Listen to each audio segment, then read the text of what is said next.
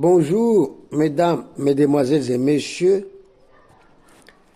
C'est votre serviteur, le prophète de l'Éternel Dieu, Saint Joseph Minunda Mutombo, de l'Église internationale de Nazareth, paroisse Vie éternelle d'Ovendo Snichité Rose.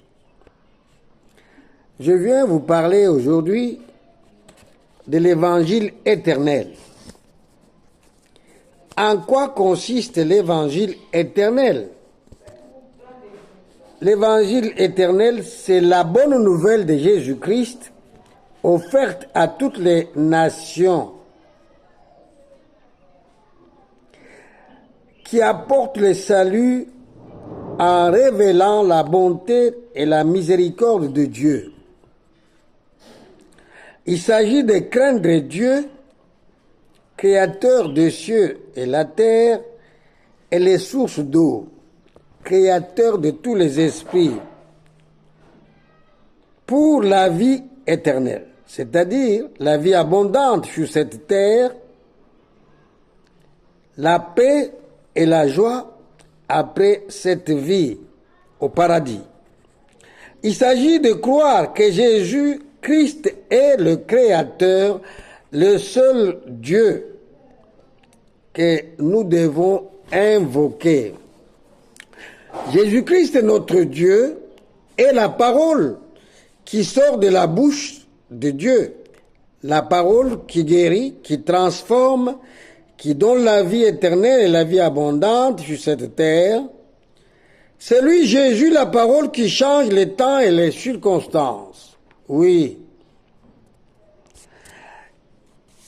Il est écrit dans Actes chapitre 16, au verset 30 à 31, « Crois au Seigneur Jésus, tu seras sauvé, toi et toute ta famille. » Croire, c'est faire confiance en Dieu, créateur des cieux et la terre, qui a un nom. Il s'appelle Jésus-Christ de Nazareth.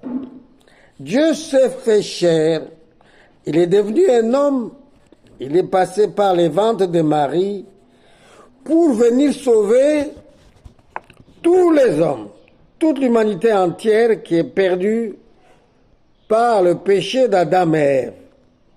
Croire, c'est faire confiance en Dieu. Il y a certaines gens qui pensent que Dieu n'existe pas. Parmi eux se trouvent les philosophes, ceux qui prétendent être savants. Ils pensent être plus intelligents que Dieu lui-même. Et Dieu m'a dit, par le Saint-Esprit,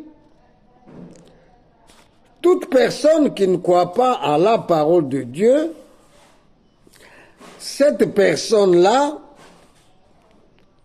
c'est un idiot.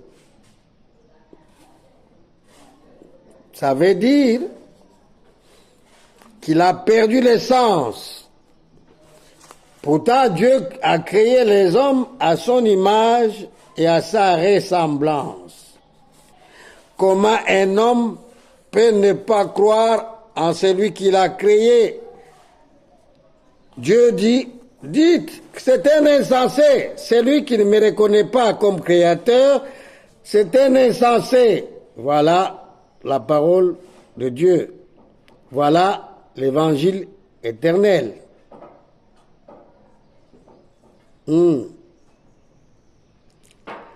L'Évangile éternel, en quoi consiste cet Évangile? C'est la bonne nouvelle de Jésus. Christ offerte à toutes les nations. C'est par cette parole que tu entends que tu vas recevoir le Saint-Esprit. Sans le Saint-Esprit, tu ne peux pas croire en Dieu. C'est le Saint-Esprit qui donne aux hommes l'amour. Pour aimer Dieu, il faut recevoir le Saint-Esprit, recevoir son esprit. C'est ça la nouvelle naissance. Tous les hommes avaient perdu l'Esprit de Dieu après les péchés d'Adam et Ève. Oui, les péchés d'Adam et Ève, c'est celui-ci. Adam était dans un coin tranquille, alors que Ève est partie à la recherche de la connaissance. Il a rencontré le diable, Satan, qui était dans le serpent. Et le serpent lui a dit, non, Dieu n'a pas dit que si vous mangez de cet arbre-là, vous allez mourir. Non, si vous mangez, vos yeux vont s'ouvrir et vous serez devenus comme de Dieu. Vous allez aussi créer les hommes. Voilà. Et Ève, en attendant cela, elle s'est laissée prendre dans les bras par l'idiot, qui, par les séducteurs, le diable et Satan. Et alors, ils ont couché ensemble, alors que Dieu n'avait pas encore donné l'autorisation de coucher ensemble à Adam. Elle a couché, oui, elle a couché avec le serpent. Le serpent qui était à cette époque-là un homme, un bel homme. Le serpent était un bel homme. Alors quand vous partez dans Luc chapitre 4, vous allez voir ce bel homme qui pose la question à Jésus et qui lui dit, si vraiment si tu es fils de Dieu, peux-tu transformer ces pierres en pain pour que tu manges, toi qui as faim? Donc, c'était un homme qui parlait à Ève. Ève, la belle femme d'autrui d'Adam, n'avait pas encore couché avec son mari. Dieu les avait laissés tous deux nus. Où? Dans Genèse chapitre 2, verset 25.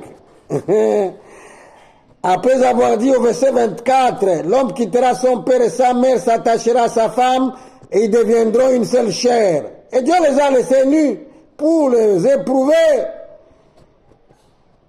Et le serpent qui était habité par Satan, qui était un bel homme, est venu voir Ève pour lui dire, mais toi tu es belle, mais comment?